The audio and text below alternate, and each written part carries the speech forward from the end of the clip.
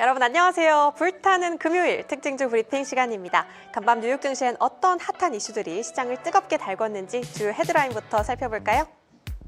첫 번째 헤드라인은 애플의 미묘함입니다. 간밤 애플의 실적이 공개됐죠. 아이폰 17 판매가 폭발하면서 매출과 EPS 모두 사상 최고치를 썼는데요. 하지만 뜨거운 실적과는 다르게 주가는 의외로 차분한 움직임을 보이면서 미묘한 온도차를 나타냈습니다. 이번 분기 아이폰 매출만 850억 달러를 돌파하면서 시장의 예상치를 시원하게 웃돌았고요. 팀 쿡 CEO는 전 세계에서 사용 중인 애플 기기가 25억대로 늘었다고 강조하는데요. 다만 애플워치 같은 웨어러블 기기와 이 서비스 부문이 기대에 살짝 못 미쳤고 이번에도 향후 가이던스를 제시하지 않으면서 시장은 일단 관망세를 보였습니다. 하지만 또 다른 소식이 있죠. 애플이 음질 개선 기술을 가진 이스라엘 스타트업 QAI를 20억 달러에 인수했다는 소식인데요. 이제 애플이 하드웨어 제국을 넘어서 어떤 AI 혁명을 보여줄지 시장의 이목이 집중되고 있네요. 두 번째 헤드라인은 오픈 AI의 속도전입니다. 오픈 AI가 올해 4분기 IPO를 목표로 본격 시동을 걸었죠. 월가 은행들과 물밑 접촉도 시작했다는데요. 엔트로픽 같은 경쟁사들이 시장의 돈을 먼저 선점할까 봐 이 재무 전문가들을 대거 영입하면서 서두르는 모양새고요. 다만 과정이 순탄치만은 않은데요. 구글이랑 AI 전쟁 치르랴, 또 챗 GPT 성능 끌어올리랴, 거기에 일론 머스크 소송까지 겹치면서 연말 상장은 쉽지 않다는 말도 나오고 있습니다. 그럼에도 오픈 AI가 기대하는 몸값은 무려 1,100조 원 이상인데 엔트로픽과 스페이스X 같은 공룡들 사이에서 AI 대장은 우리 거다라는 깃발을 먼저 꽂겠다는 의지로 보이고요. 과연 올해 연말 AI 왕관은 누가 먼저 쓰게 될까요? 세 번째 헤드라인은 연준 의장 대혼전입니다. 드디어 내일 아침 차기 연준 의장이 발표되죠. 그런데 이 자리를 두고 막판까지 대역전극이 벌어지면서 그야말로 안갯 속 국면인데요. 그동안 유력 후보로 꼽히던 릭 리더 대신 케빈 워시 전 연준 인사이사가 밤늦게 백악관을 다녀갔다는 소식이 전해지면서 베팅 사이트 확률이 85%까지 치솟았습니다.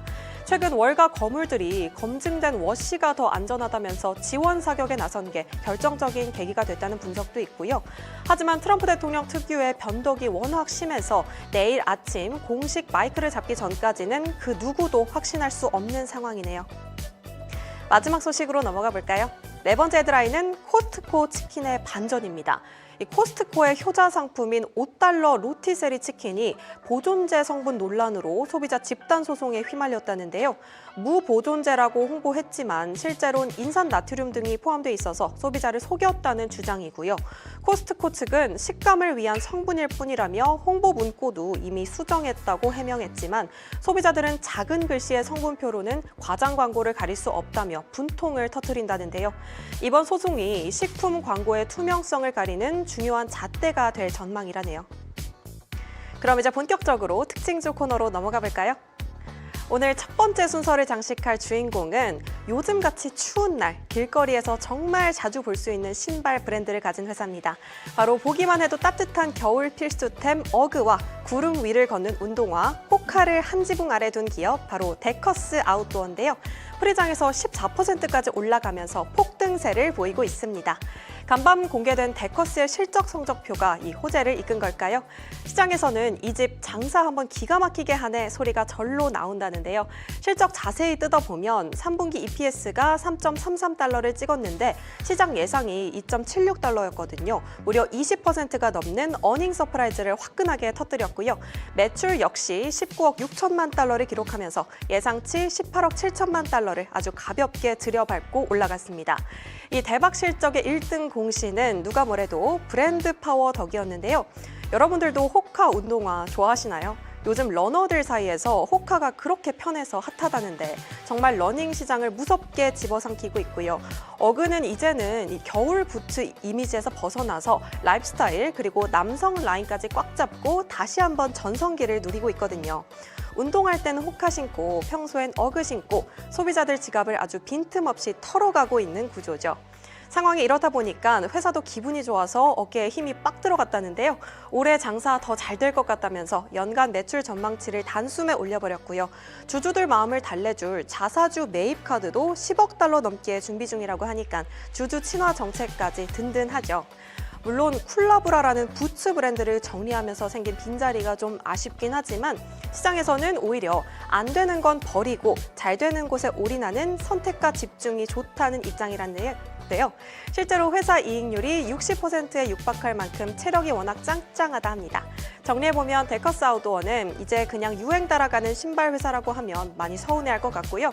강력한 브랜드에 확실한 숫자까지 증명해낸 라이프스타일 대장주라고 봐도 무방할 것 같죠. 아직 주가가 목표치까지 가기에는 꽤 시간이 걸린다는 분석이 많은 만큼 계속해서 이 회사의 저력을 주목해보시면 좋을 것 같네요. 두 번째 순서로 넘어가 볼까요? 두 번째 주인공은 AI 열풍이 기술주를 흔들 때 조용히 미소를 짓고 있었던 전통 산업의 왕이죠. 바로 세계 최대 건설 광산 장비 업체 캐터필러입니다. 캐터필러는 불도저나 굴착기 같은 중장비부터 발전기, 가스터빈까지 만드는 전통 산업의 대표 주자죠. 최근 캐터필러에도 실적 발표가 있었는데 그야말로 대박이 났어요. 먼저 숫자부터 보면 4분기 조정 EPS는 5.16달러로 시장 예상치 4.69달러를 크게 웃돌았고요. 매출은 191억 달러로 전년 동기 대비 18%나 급증했습니다. 여기서 진짜 재미있는 포인트는 수익 구조인데요. 원래 이 주력 사업이던 건설이나 중장비 쪽은 이익이 좀 주춤했었거든요. 그런데 이번에는 전력 에너지 부문 이익이 무려 25%나 폭발했다고 해요. 이유를 살펴보니까 이게 다 AI 데이터 센터 덕분이라는데요. 요즘 빅테크들이 다들 데이터 센터 짓는 데 열중하잖아요. 거기 들어가는 엄청난 전기를 감당할 대형 발전기와 엔진을 바로 캐터필러가 공급하고 있었던 거죠. 요즘 시장에서 많이 나오는 말인 AI는 칩만 먹는 게 아니라 전기도 먹고 산다는 말을 캐터필러가 실적으로 아주 화끈하게 증명해버렸습니다. 덕분에 시장 분위기도 캐터필러에겐 딱이었는데요. 마이크로소프트 실적 발표 이후에 기술주들이 좀 휘청하긴 했는데 오히려 이렇게 실적이 확실한 전통 산업주로 돈이 몰린 거예요. 그 대장격인 캐터필러가 3% 넘게 오르면서 시장의 박수갈채를 받았죠. 앞으로의 자신감도 장난이 아니라는데요. 전력 용량을 50기가와트까지 늘리겠다고 선언했고 밀려있는 주문량만 봐도 2026년까지는 꽃길 예약이라는 분위기거든요. 물론 관세 비용이 26억 달러나 들 거라는 걱정도 있는데 그 정도는 성장세로 충분히 씹어먹을 수 있다는 게 회사 측의 쿨한 입장입니다. 여기에 증권가도 난리가 났는데요. 오펜하이머는 목표가를 729달러까지 올리면서 전력뿐만 아니라 광산, 석유, 가스 할 것 없이 모든 부문에서 돈 냄새가 난다면서 엄지를 치켜 세우고요. 정리해보자면 결국 AI 시대의 전력 인프라까지 잡은 건 전통의 강자 캐터필러였다고 볼 수 있겠죠. 기술주가 흔들리는 지금 AI의 숨은 수혜주로 다시 조명받는 전통 산업의 힘, 오늘은 이 흐름을 놓치지 말고 계속 지켜보시면 어떨까요? 마지막 순서로 넘어가 보겠습니다. 오늘의 피날레를 장식할 주인공, 어제 정규장에서만 무려 8% 넘게 폭등하면서 시장의 시선을 한 몸에 받은 종목이죠. 바로 세계 최대 크루즈 기업 카니발 소식 가져와 봤는데요. 사실 크루즈 하면 이 코로나 때 정말 고생 많이 했던 업종이라 마음 쓰셨던 분들도 많으실 것 같은데 이번에 발표된 실적을 보니까 이번엔 단순한 회복을 넘어서 아예 역대급 전성기를 맞이했더라고요. 영업이익이 무려 45억 달러로 전년보다 25%나 뛰었고요. 매출도 266억 달러로 사상 최고치를 찍었어요.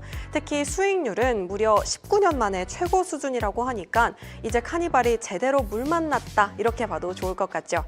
또 주주분들이 반가워할 만한 소식도 있는데요. 그동안 멈췄던 분기 배당을 드디어 다시 시작하기로 한 겁니다. 내년 2월 말부터 주당 0.15달러까지 준다고 하니까 주주들 입장에서는 광대가 승천할 수밖에 없겠죠. 게다가 빚을 갚는데도 진심이라서 1년 만에 부채를 100억 달러 이상 줄이는 저력까지 보여줬어요. 또 요즘 사람들 여행 수요가 대단하잖아요. 이 티켓 가격이 올랐는데도 배를 타려는 사람들이 줄을 서면서 티켓 수익이 무려 174억 달러를 넘겼고요. 배 안에서 쓰는 돈도 크게 늘었다고 하는데요. 회사는 이 기세를 몰아 복잡했던 지배구조도 하나로 합쳐서 뉴욕 증시에 단독 상장하겠다는 깔끔한 계획까지 발표했습니다. 여기에 자회사인 홀랜드 아메리카라인도 한몫하고 있는데요.